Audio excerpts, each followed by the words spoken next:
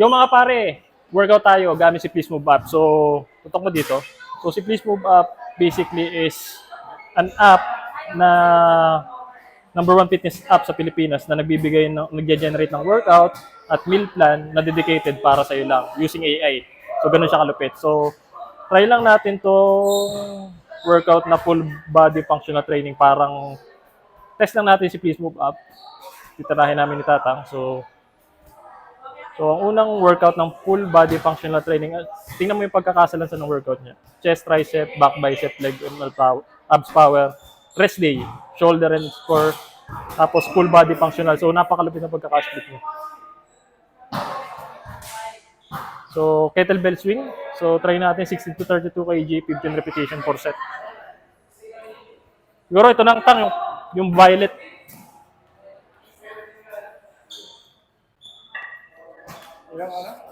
Nakalagay itong reps, 15 reps. So, pag hindi ka marunong mag-kettlebell swing, ganito yan, may video. So, alam na namin, hindi na namin masyadong i-dead. 15 reps.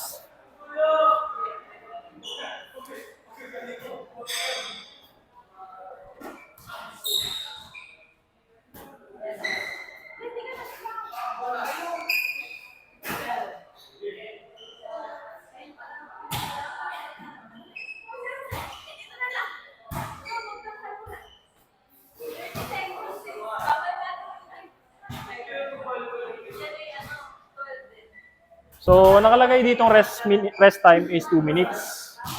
So, pag magpapahinga ka, meron siyang start rest timer, pero hindi na namin gagawin yung kasunod na set. Diretso na tayo sa burpees. Okay? 3 sets of 15 repetition. So, paano mag-burpees? Kung hindi marunong, play lang yung video. So, alam na namin, hindi na namin kailangan i-panoorin pa yung video. So, ganyan. Burpees, 15 repetition.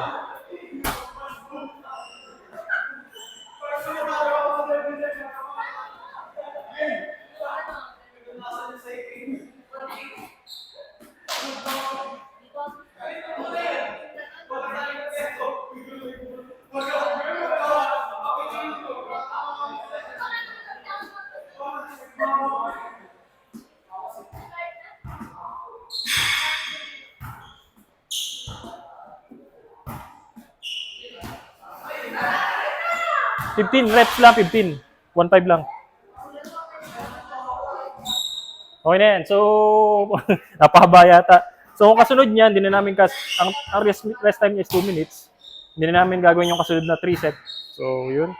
So, kasunod niya, jump rope, 5 rounds, 30 seconds on, 30 seconds off. So, paano ba yun?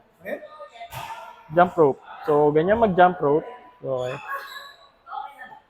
Minsan kasi si Please Move Up, hindi niya pinapaliwanag kung gaano ka-detalye. So, ganito pagkakaintindi namin sa 30 seconds off, on, 30 seconds off.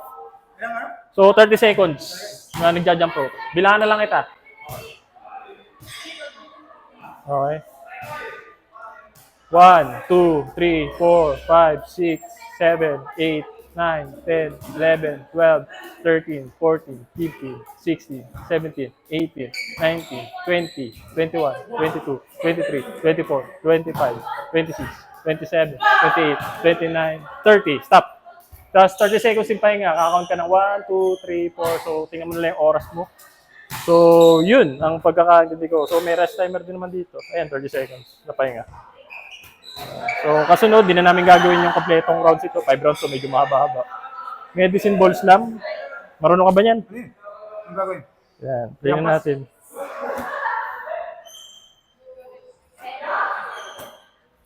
So, kasawa na daw si ate magturo sa'yo. Yan. Yampas nga. Okay. Ang repetition ay 8 to 15 kg. Pwede na yung 10 kg. 10 reps. Oh, 10 reps.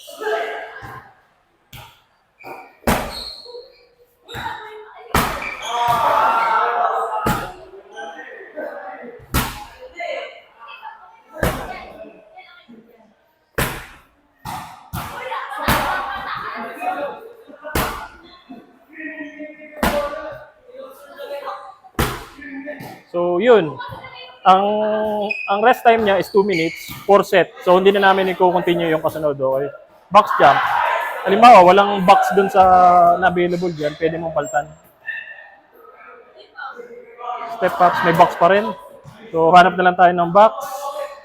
Ang box jumps is alam naman namin, pero ang box jump is basically tumatalon sa box. Box jump? Box jump. Yeah. Talon na ate, tagal mo tumalon. Okay, yun. Tatalon talaga sa box jump. 4 set, 10 repetition. Ito pala, mali pala ako. 1 to 2 feet box. So, 2 minutes rest, 10 repetition. Punta tayo dito, tara. Okay, video mo yan. Diretso, okay na yan. Dire-diretso.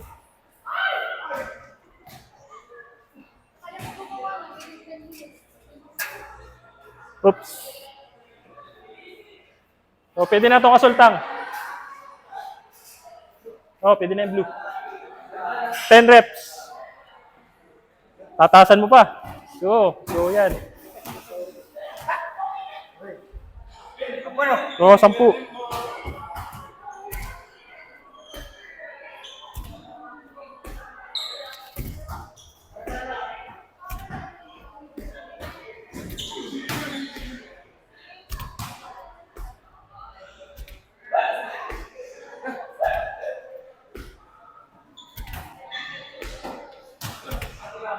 So, yun.